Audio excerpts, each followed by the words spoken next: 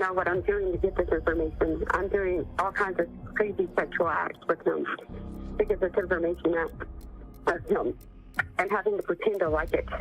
A man is driving through the rain-soaked streets of Alaska when he spots a homeless woman shivering in the cold. He offers her a ride because that's the kind of man he is. Warm, helpful. She climbs in, grateful for a moment of safety. But the moment he steps out at a gas station, she steals his phone and disappears. A few days later, the police step in. And strangely, it isn't the homeless woman they're interested in. It's the man who tried to help her. Because behind the image of a loving husband and a dependable worker lies something far darker. You'll die. Sadly, in my movies, everyone dies. The man who offered her a ride is the state's most chilling predator. He is the SD card serial killer. Goes once for yes, goes twice for no.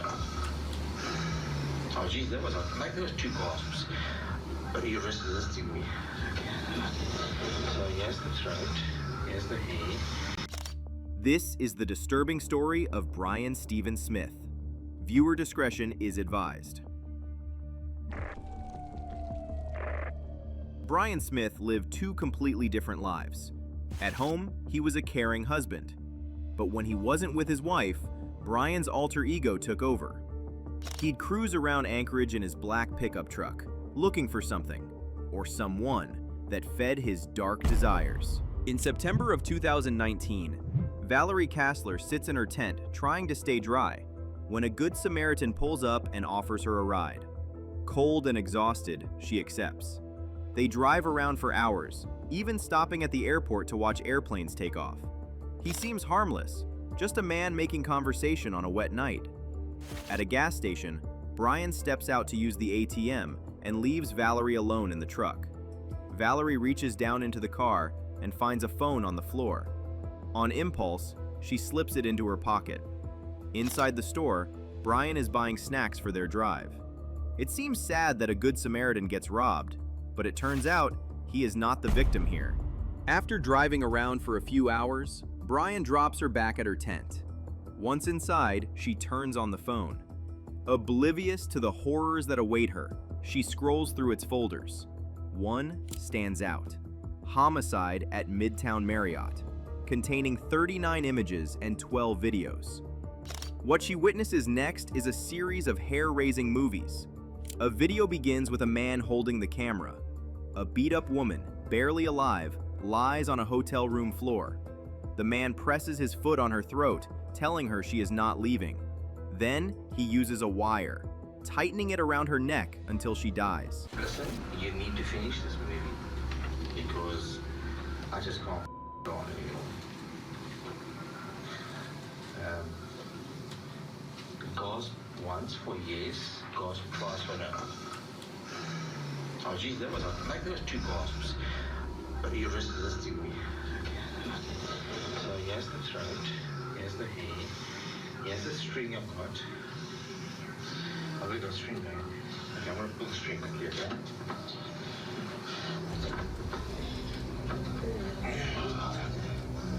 Yeah, it's all tight and rust. Just put your face forward, you stupid bitch. Do people have to be torn down and die these days? 112,000 years of evolution haven't learned to die. The woman is too beaten up to fight. Bitch. I don't have time for you. I'm drinking time off. I've got a bottle of whiskey still to go through. The man on the camera has no regard for life. Come on, just take on for the team, bitch. Huh? Take it for the team. Take it for the team, bitch. So, I know this is like weird, but swallow it. Just fucking swallow it. He urges her to stop breathing. To carry your sweaty ass down in the car and go dump you somewhere, huh? You just up my entire evening, bitch. Huh? Even after her death, he continues his assault. Valerie keeps scrolling and finds something that freezes her. Photos show a body, placed on a rolling hotel cart beside a black pickup truck and covered with a sheet. It is the same truck she has just ridden in with Brian. The timestamps reveal the images were taken on September 4th, 2019, less than a month earlier. She now carries evidence that can expose a serial killer. After remaining hidden for some days, on September 30th, 2019, she hands the SD card to the police. Refusing to reveal that she stole it, she says she found it in a parking lot, so while she knows exactly who the killer is, the detective has no idea whose crimes he is looking at. One of the detectives recognizes the voice. It matches a suspect from an old case, Brian Stephen Smith. The footage becomes vital in apprehending the cold-blooded killer. On 10th October, they get their first lead when human remains are found at mile 108. The body of 30-year-old Kathleen Jo Henry matches the images on his device, as well as the location where the remains were found. She was active on social media up until 5 days before the hotel videos. The FBI matched Brian's phone data to the same area and the same time the body was dumped. But Brian is out of state, vacationing with his wife in Washington. Detective Brendan Lee is not waiting for another victim. When Brian returns to Anchorage with his wife, he is immediately apprehended and brought to the station. Brian has just completed a 10-hour flight across 4 time zones. He is drained and unfocused.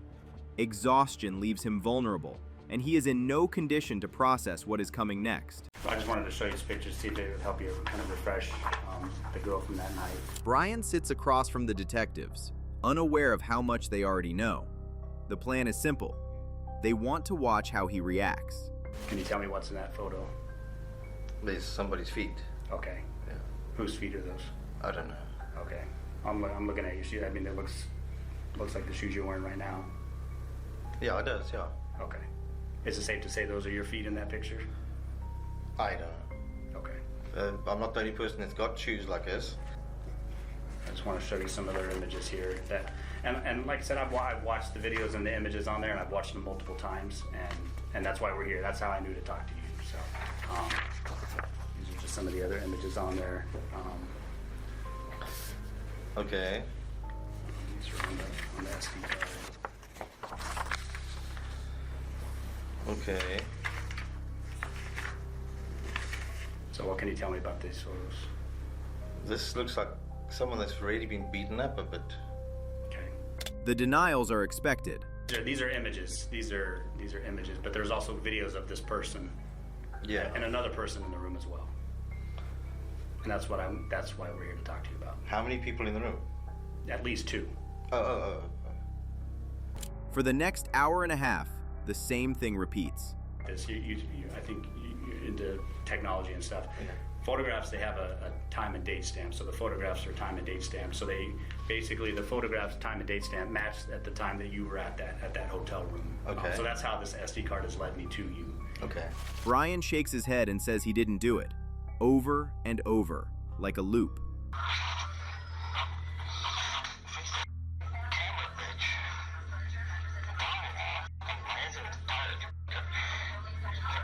That sounds like me. Surprisingly, he does not deny the voice. I'm not denying. I'm not saying you're lying, but I don't remember anything like this. The detectives are not buying it. They have evidence, they have the videos, and they have time. Where is this girl now? I don't know. So then I just have more photos, and then this is more of the images that were on the phone. And this one's out in the parking lot, your truck again. Do you recall that? Who would record stuff like this? That looks like a Marriott cart. That looks like my truck parked over there. It is. They show close-ups of Brian's hands and his stomach. He cannot deny it any longer. And Do you remember that photo? Because you don't remember these cards. Do you remember taking that on your phone? No. So you don't. So you don't remember taking this photograph. No, that is me. That's my stomach. That's definitely me. Then photos from inside his truck, even his license plate. The 205 number, if it's your vehicle, your truck, there's cameras out on the highway at the way station, so there's no doubt about it that Inbound you were and out outbound. there. No doubt about it that you were out there. Okay, I don't remember anything else, really, I'm sorry. Brian changes his tactic. Yeah, well, look, this sounds very serious. No matter what, I'm going to be in deep shit. So, okay, I'll tell you what I remember. The next day at work, I saw something dripping out the back of my truck. And I was like, what the hell? And I opened up, and there was somebody there underneath. There was a blue, like a tarp at the back of my truck. And I saw somebody, and I was like, what the hell, what must I do, what must I do? And because I've been out before, I thought, you know, who's going to believe me? And I drove out, and I did. I went and dumped it. To anyone else, Brian Stephen Smith looks like a regular man. Clean clothes, quiet life, a steady job, a wife waiting at home, vacations now and then, nothing unusual. But under that calm surface, something else has been growing. He has split his life in two. One version, the caring husband, the other, a patient, controlled predator. In my movies, sadly, everybody dies. Bitch, what are my followers gonna think of you? People need to know when they're being serial killed. These are things you're saying to her while you're doing that. Now those two lives are crashing together. Detectives can finally see the side Brian has worked hard to hide. When Brian married Stephanie, a singer from Anchorage, Alaska, he left South Africa behind. He moved to the US, where Stephanie already had a life, friends, routines, and a sense of belonging. They tried to include him, but Brian never truly blended in. Stephanie wants stability. Brian wants something else, something she can't give him. That's a girl that I met, and we screwed a little bit, and once more time I cheated on my wife with this one, and she was passed out drunk. And when was that? If you drive past there, you can find easy girls at $10, $20, they'll do anything. Brian has an affair at work with a woman named Alicia Youngblood. She talks about wild, violent stories, chases, crimes, escapes. Brian knows the stories aren't real, but he sees what excites her. So he begins creating stories of his own. He decides to take her to the place where he claims a body is dumped. I actually took Alicia there, because I was boasting. Took her to Yeah, I was boasting to her. This instant, yeah, my little private joke in my head was that I actually took her to a real site. And eventually, the line between story and truth disappears. He develops an alter ego. Just, I don't talk like that. Just Bradley Phillips does, or whoever that is then. No, Bradley's a naughty person. Bradley's a naughty person. He's just tells dirty jokes, and he's racist. He can make racist jokes and stuff like that. It's clear to say in your life, in your normal life, this is not something that you do on a regular basis. No. Brian Stephen Smith posts on Quora as Bradley Phillips, revealing a pattern of disturbing racist views in his online activity, giving investigators a clearer look at his darker mindset. Sadly, the woman Brian was having an affair with, Alicia Youngblood, tried to report him to the authorities about a year ago. He's going in her, and then he'd draw his hand out, and he's holding the GoPro, and then he'd wipe his hands on her leg. The pictures are her breast, and he's grabbing them so hard that the blood is pooling. Y'all don't know what I'm doing to get this information. I'm doing all kinds of crazy sexual acts with him to get this information out of him and having to pretend to like it. She tries to play along, hoping he might slip and give her something she can hand over to the police. I can't do this anymore. He's getting more wild. Unfortunately, he was never apprehended based on her words alone. Brian has no way out. He has no explanation for the evidence piling up around him. So we're not at a stalemate. I've done that. I just don't know why. The detectives are preparing to close the interview when Brian speaks again. His confession isn't complete. Some time ago, I can't remember when, picked up a very drunk girl. I shot her. I went to the garage and I got my little pistol there, and I said to go shower, and she wouldn't, and I just did that, and I While she was on the couch? yeah, I just shot her. Like, there was no. The messed up thing, I can tell you honestly, there was no emotion there. It was just. This isn't a single murder. This is a pattern. They now realize they are sitting across from a serial killer. Right, you know, because the video that we watch, frankly, it doesn't look like an amateur. Everything else does. But it doesn't look like the person in that video. It doesn't look like it's the first time they've killed somebody. Police spend 12 hours inside Brian's home, taking anything that looks useful. Electronics, hard drives, and a small stack of SD cards. They do not know it yet, but these tiny cards are about to expose everything he has been hiding. They also find a nylon cord, latex gloves, and homemade noise suppressors, all tying him to the crime. The victim would be identified as Veronica R. Abuchuk, a homeless woman whose remains match the bullet in the head Brian is talking about. Veronica would also turn out to be Valerie's closest friend, the same woman who handed the SD card to Detective Brendan Lee. Veronica told Valerie she was going to La Cristo to get a bottle and meet up with someone. Valerie never imagined that person would be Brian Smith. Brian tries backtracking when the case goes to trial 5 years later. He claims he was in a weakened state of mind. He says he made up stories for Alicia, that none of it was real. But the horrifying evidence reveals the truth. We're going on half an hour now.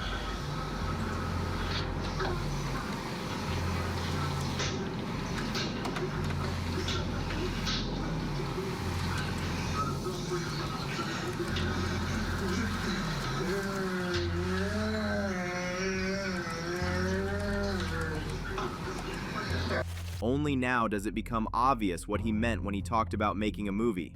He wasn't just documenting his victims, he was staging scenes. Yeah, that's it. Just do it. Just take it, swallow it. Just do a nimble shot while we hit your, do like an angle, like an action shot. Okay,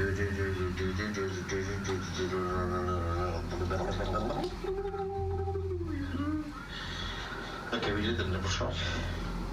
The victims were props in a violent fantasy. Everything he recorded, the placement, the lighting, the pain, was intentional. You live, you die, you live, you die, you live, you die. Sadly, in my movies, everyone dies. I get the Oscar. Only me. Okay, so please just finish on time. The jury does not need much time. He is found guilty on every charge. On the 22nd of February 2024, a judge sentenced him to 226 years in prison. No parole, no possibility of release. His life ends behind bars, and justice finally lands where it belongs. If this case fascinated you, and you want to dive deeper into the twists, the evidence, and the chilling details that often go unnoticed, make sure to hit that subscribe button and turn on notifications.